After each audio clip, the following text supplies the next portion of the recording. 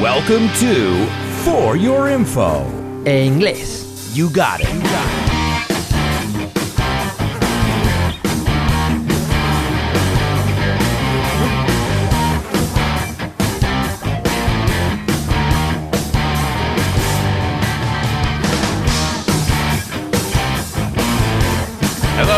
Hello, ladies and gentlemen, and welcome to another exciting edition of FYI for your English. And I can't believe it. This is the first episode of the 6th season. It's mind-blowing that this show started in my daughter's bedroom, and here we are hundreds of episodes later, hundreds of thousands of downloads later, and I am truly grateful and thankful. So thank you, FYIers. Thank you so much for being a part of it. And remember to send me your suggestions for upcoming episodes for season 6. And we're going to kick off the season, with a very special guest. And I mean really special, because she was the first guest we ever had on the show. So ladies and gentlemen, please welcome a great friend who I've never met in person, but we are great friends nonetheless.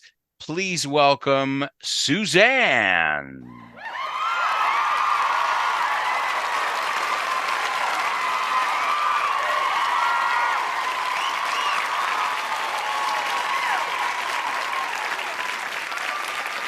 Hey there. Okay, applause, everyone. Yes. Well, thanks for having me. I didn't know I was the first guest ever, so I'm honored. I'm pretty sure you were the first Well, guest. one of the first, possibly. But anyway, shall I tell you a little bit about myself? Yeah, sure. Well, first, Now, I imagine some people know who you are. If not, on social media, you're English smarts. Well, you know what? I'll let you tell us a little bit about yourself as a person and also professionally. Who are you, Suzanne? Who am I? So I'm Suzanne Edie. I'm a nature nerd. I would say that first and foremost, that's what I am. And professionally, an English teacher.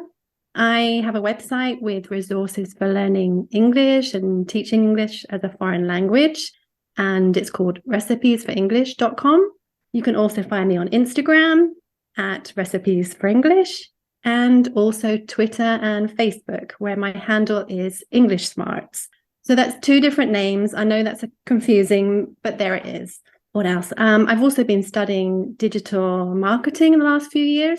And I try to use what I've learned over the years through my own experience on Twitter, which is where I have most of my experience, to advocate for nature. That's my passion, really. I also have a little passion project on Instagram.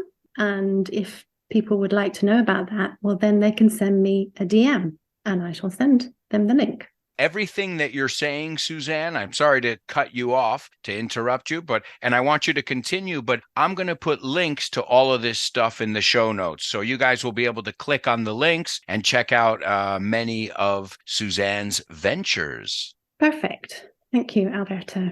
So yeah, I am really honored that you've invited me on again and to talk about such an amazing topic. I've been researching it since the summer.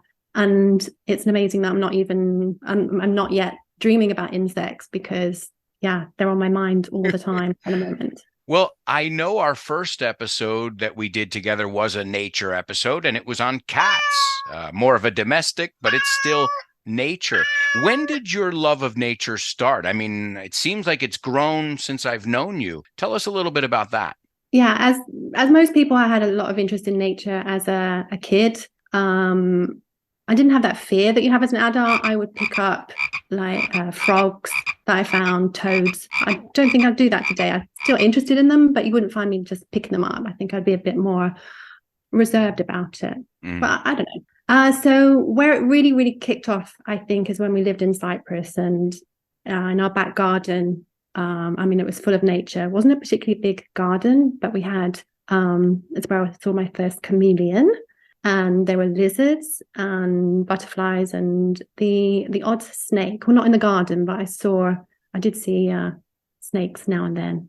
No, it was a nature paradise. I hope that it continues to be. And birds that I'd never seen before, such as flamingos. I saw those there. So yeah, that's where I would say it originated, like really took hold. What about you? When Well, did you get interested in nature? I kind of like yourself. I mean, it has to do with my upbringing. I grew up in the middle of the mountains, the Appalachian Mountains. I had a brook running through my backyard. We had bears and deer playing in the yard. Nature was everywhere. Butterflies, bees. I mean, if you didn't like nature, you were living in the wrong place. That sounds idyllic. So, I mean, not as exotic as yours, but I've always been surrounded by nature. And my dad, being a farmer from a family with farmland, they've always been close to nature. They live off nature. They need to even know the weather, what mosquitoes will kill your crops. They have to become little experts, if you will. That's right. That's right. Wow, I didn't know that about your family. Yeah, Oh, I love. yeah.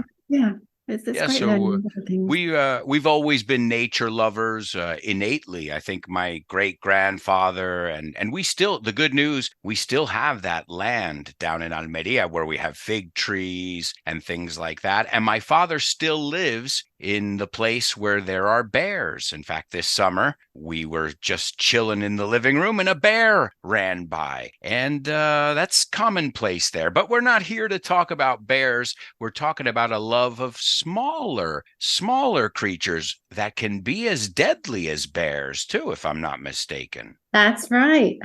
The deadliest creature on the planet is the mosquito in terms of fatalities because it kills millions, doesn't it? Because of malaria and other very nasty diseases. But did you know that it's only a very, very small percentage of mosquitoes that cause problems? Most of them aren't harmful to humans anyway. I mean, we always decide what's harmful depending on, how it affects humans, don't we? So Sure. Well, I tell Lara, she goes, "Oh, Poppy, there's a spider." I go, "Yeah, but that spider's doing something. He's part of the ecosystem of our garden. And if we take him out, maybe another animal doesn't have its food. And, it's the food chain, the ecosystem, and it's a delicate thing. You can throw it off. We've seen how many times just a little change in the atmosphere or the weather can throw off and maybe even make a species go extinct, sadly." absolutely. Yeah, it is. Everything is interconnected and we're still learning. We haven't even identified all the creatures that exist on the planet. Apparently, it'll take another 400 years. So we're not going to see that. Let's get down to the nitty gritty now. I'm here to talk about bugs, insects, mosquitoes. Wait, are those the same thing? What do you know, Suzanne? I know you did some research. What did you come across? Okay. Well, I know before I did my research that we just use the words interchangeably, bug and insect in English, but incorrectly. Mm-hmm. But it isn't a big deal because we can't expect people to be, experts, entomologists. Before I did my research, though, I did think centipedes were insects, but they're not insects. I think you know how to define them more or less. Insects, is it antenna? Well, Three pairs I, of I I legs. always look it up. It's part of the FYI. We always try and break things down and define it. Like, what is a movie? Even something simple, because it brings up other vocabulary and it also gets you right into the mindset where you need to be. And as you said, if we want to split hairs, there is a difference between an insect, a mosquito, and a bug. For all intents and purposes, native speakers use the terms interchangeably, as Suzanne said. But we often use the word bug to mean any small creature with legs. So wait a second. Lara is a bug? I'm joking. She's a small creature. She has legs that may include insects as well as many other animals that are not insects, such as spiders and centipedes. A true bug, see, there's true ones. A true bug is a type of insect that has a mouth shaped like a straw. Insects are a class in the phylum Arthropoda. I don't know if I pronounced that correctly, but they are small terrestrial invertebrates which have a hard exoskeleton. There it is, defined. Textbook definition. Very good, very good. Now, I also looked into, because as you can imagine, there are many, many different species. How many different species do you think there are? I'm asking the FYIers, Suzanne as well. How many that have been described and discovered? I know from my research, but I think people might be surprised to know that I believe there's is it 2 million described? Or was it 1 million that described? It's Can't around remember. 1 million Right. described, 1 million described different species. And that is more than half of all known living species. Yeah, translation, they may be over 90% of animal species on Earth. Incredible. It is absolutely astounding. And we kind of, I don't want to say we ignore them. We don't ignore them when they're being pests, but we don't pay them as much attention as we might tigers, polar bears, because they're little things and very often we can't see them. So no, it's quite astounding. It's the planet of the insects. If you have to go by numbers, strength in numbers, well, insects are the largest group of animals on Earth by far, by a landslide. They've gotten us all beaten. Elephants, move over elephants, tigers, bees. Sorry, cats. You thought you were the king. It's the insects, and they're here to take over. Now, the good thing is, it's like with everything, and we're going to talk about this a little bit later. Everything has its pros and cons. As you said, they can be deadly, but they're also a very important part, a vital part of our planet. Do you know the name of someone who studies bugs? I imagine you know this. You're asking, you're asking. Yeah, do you know it? I don't know. I didn't know it. I looked it up. Entomologist is someone who Wow. studies bugs, and they say not to get it mixed up with etymology, which is the study of words, but entomology. Yeah.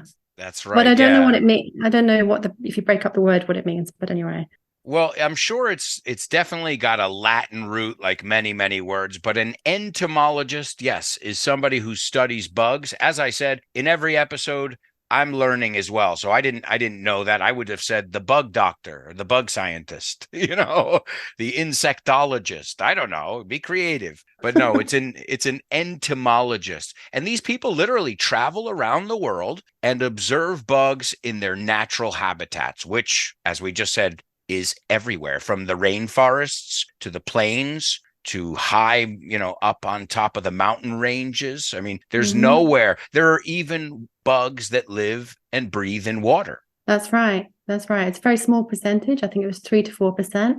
I did discover something really amazing. There's an insect that's out at sea.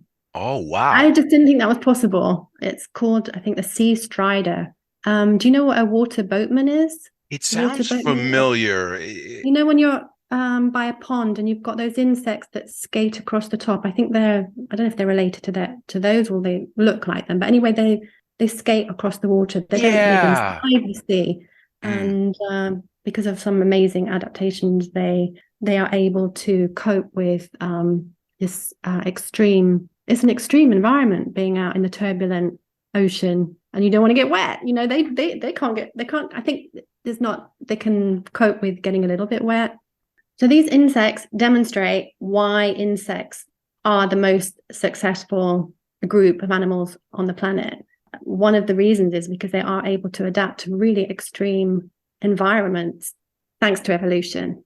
Yeah, they really are amazing creatures. I mean, the one you were just describing, I had a feeling that was the bug you were talking about, the one that walks on water. And if you think about it, I mean, it's a miracle. It's godlike. This is biblical. It's, who can walk on water? How many species, how many animals can walk on water? Not very many. Now, the good news is new species are being found every day. So just when we think we've got it all under control, it reminds me of the bottom of the ocean. It's the unknown. Absolutely. That we're always discovering. And as I said before, it's going to take us many, many more years to discover, to identify, and we won't identify everything and new things will evolve. So watch this space. Yeah, but that's also what makes it interesting, that it's constantly evolving. Like the bugs themselves, they adapt, as you said, they evolve, and they're a perfect example of survival of the fittest. As you said, Darwinism. The first thing that comes to mind is cockroaches, nuclear war. Now, I don't know if that's an old wives' tale, but I've seen in New York, it's really tough to kill cockroaches. Now that's one of the insects I can't bear. I can't bear. We had one in the house this summer, and they really creep me out.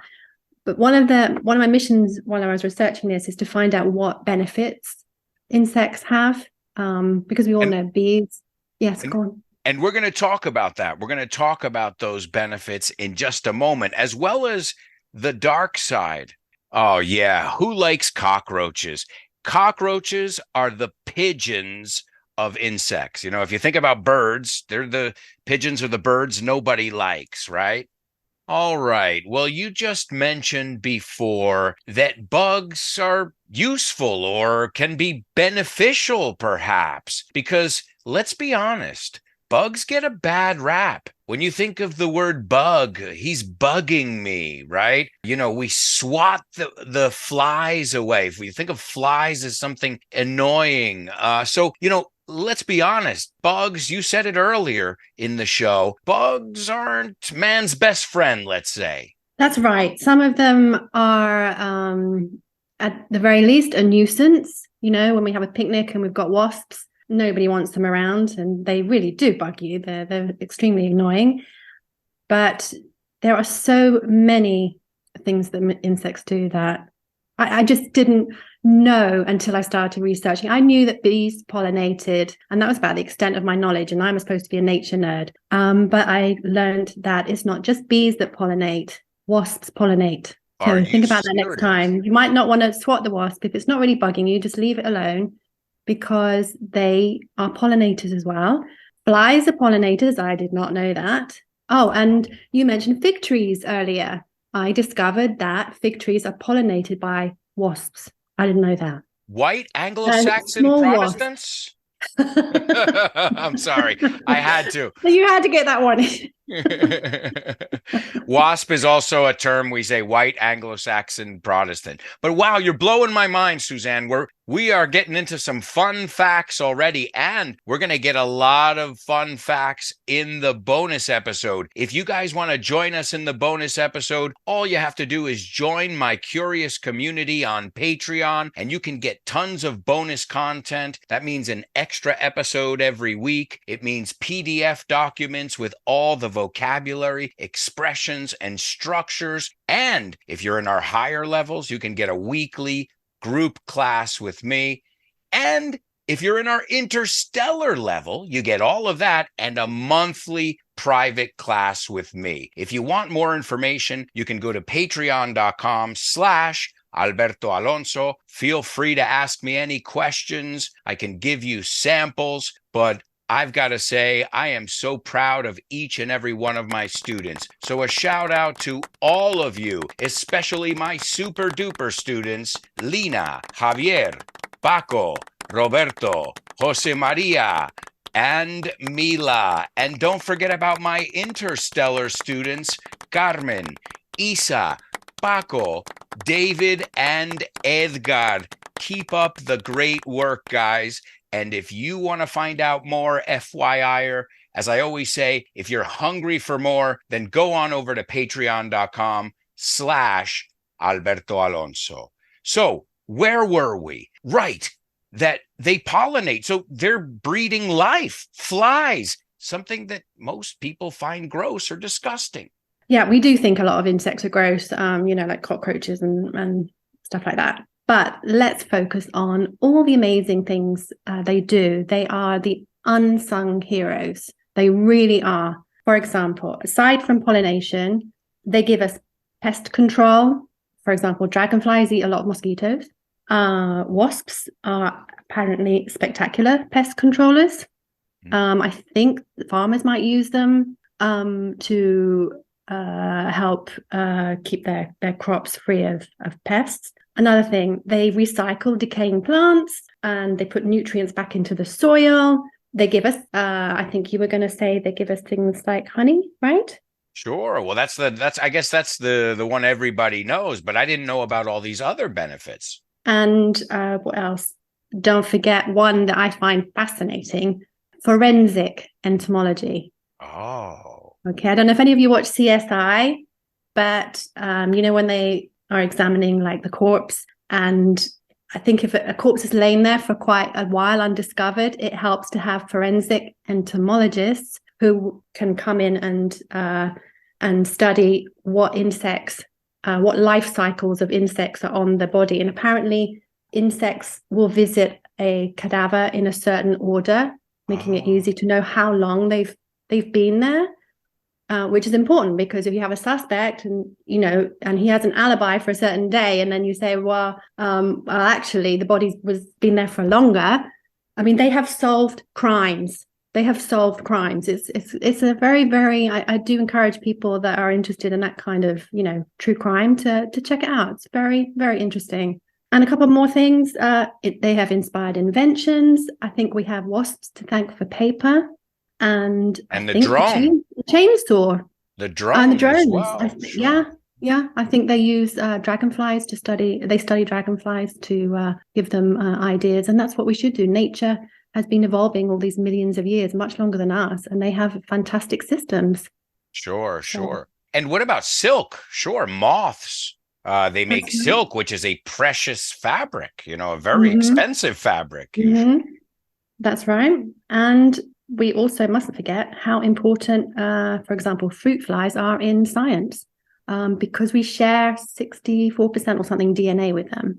Scientists use them to learn more about human health and disease. So, oh, wow. There's definitely a lot to think about, and insects are not to be sneezed at. Oh, nice expression. So don't let bugs bug you, because they're not there to bug you. They also have many beneficial things as well, as we just heard: food, clothing, and so on and so forth. And we're going to wrap up the first part. But Suzanne, let's go to, because we're going to look at a lot of fun facts in the second part. We're going to look at some idiomatic expressions with bugs and insects, but let's wrap with a fun fact, each of us, before we head off to our bonus episode.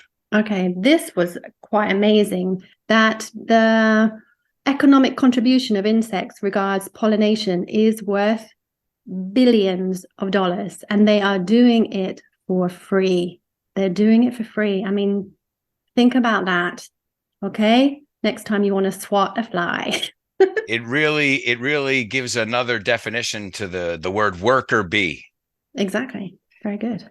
What's your fun fact? All right. Well, mine's kind of a trivia question, and I guess I expect you to know it on two levels: being a Brit and also being a nature lover. What is the largest bug in the UK?